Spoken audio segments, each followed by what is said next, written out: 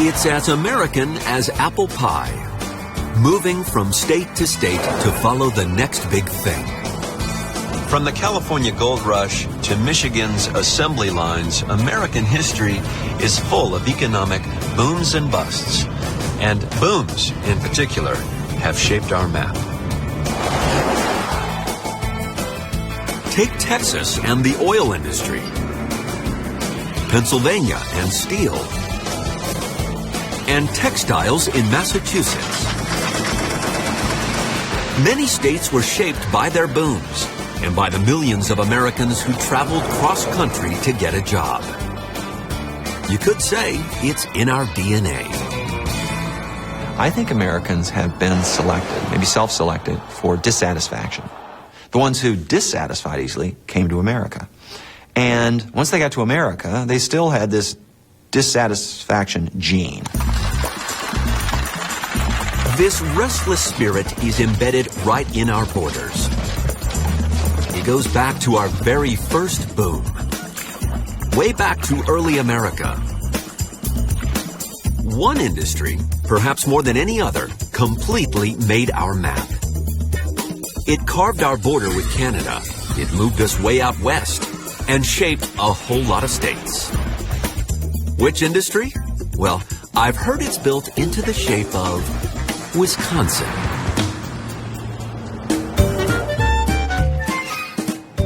I'm on my way to what might have been America's very first boom town, Green Bay, Wisconsin. And I want to find out what product put this state on the map.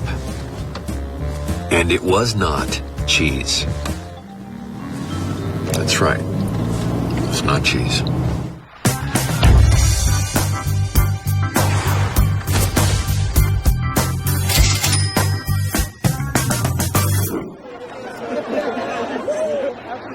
What drives Green Bay today? Well, that's pretty clear. Go Packers! To learn about the first boom in Wisconsin, we've come to the most well-known boom industry in the state, the Green Bay Packers.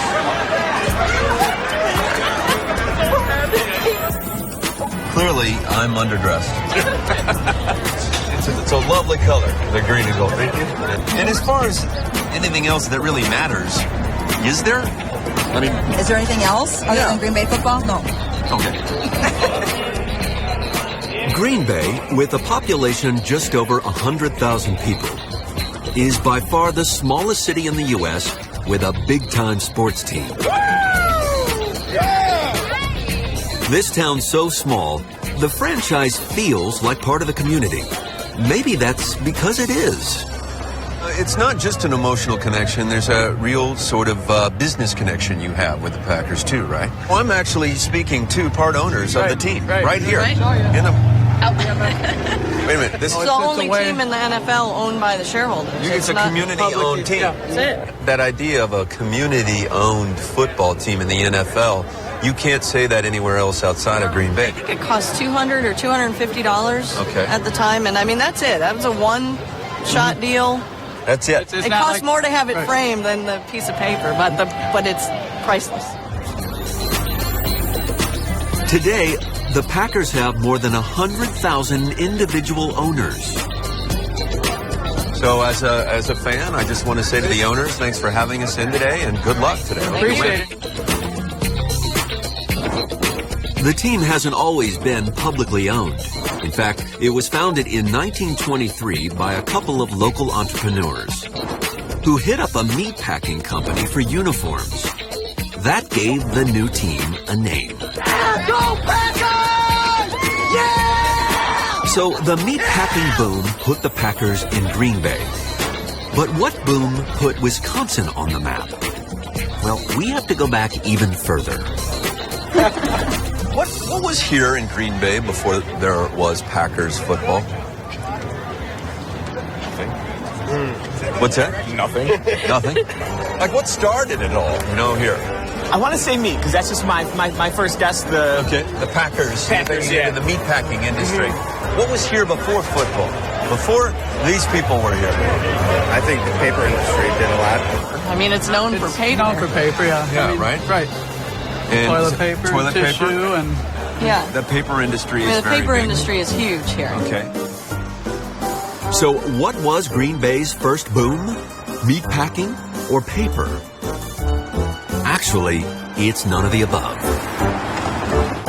You look more of a rugged type kind of guy to me. So I'm thinking with the denim, I'm thinking warm, I'm thinking fashionable. So this is great. You've got nice fluff around your face. Yes, ladies and gentlemen, the boom that changed America was fur. Fashion piece that we're going to really not wear the hood. We're going to leave it up. We unzip it just a bit right here. So we've got double face and turn, and look how fabulous you look. It feels very warm. Of course, 400 years ago, the fur trade looked a lot different. That's when the first European settlers arrived from France and quickly made a fortune in beaver fur. What year would you say the business was booming? If we want to take a look at the origins of Green Bay and the first European coming here, 1634, that makes us like 13th, 14th, 15th oldest community in the country. Green Bay was the front door to the frontier. Starting at that gateway in Green Bay, fur traders explored the West, creating a fur trading network that stretched from Green Bay to the Mississippi River, with outposts in St. Louis and New Orleans. These early French fur traders left their marks all over the map in towns we still call home, including the capital of Iowa, Des Moines, and Detroit, better known as Detroit. So what were the French doing with all that fur? They shipped it back to Europe, where the pelts were turned into expensive hats and coats. For the French, and then the Brits, fur was as good as money in the bank. It seems like if there were nothing around us here, and we're in, what is now Green Bay, and these furs are coming in, you would think that there'd be a lot of currency. It's not going to be hard currency. So, but this is a currency. This is your currency, absolutely. With all that money at stake, the newly formed United States moved in on the fur trade, led by East Coast businessmen like John Astor. So we're talking about the Astors, the super wealthy Astors, John Astor. He decided there'd be money to be made out in Wisconsin? He decided there was money to be made anywhere that there were furs. He wanted a monopoly of the entire fur trade industry in the United States. Astor made so much money in fur that he became America's first multimillionaire. And if there's money to be made, people will follow. By 1850, there were now enough residents out here to make Wisconsin a state. But fur's impact on the map didn't stop there. The boom had already headed west, where it helped shape our longest border, the one between the U.S. and its northern neighbor. The fur trade went very far toward determining the early history of the entire northern tier of the United States, especially the Pacific Northwest. And people went where the beaver went. And communities developed, cities developed. And of course, states developed too. The fur boom took Americans west and north into the Oregon country to stake their claim to an area dominated by the English. The reason that was very important to us was because of the fur trade and the outlet that it provided to the Pacific Ocean. And the fur trade particularly centered around the Columbia River Valley in terms of transportation. 1844. The U.S. demands at least half of the Oregon country. The English fight back, insisting on a border here at the top of California. The Americans say, no way, and set their sights much higher. Finally, England and the U.S. split the difference and draw the border here, paving the way for future states, Oregon, Washington, and Idaho.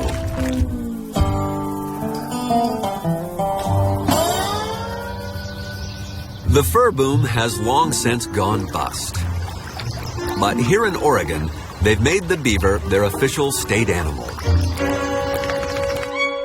And back in Green Bay, where it all began, there's still one last fur trader.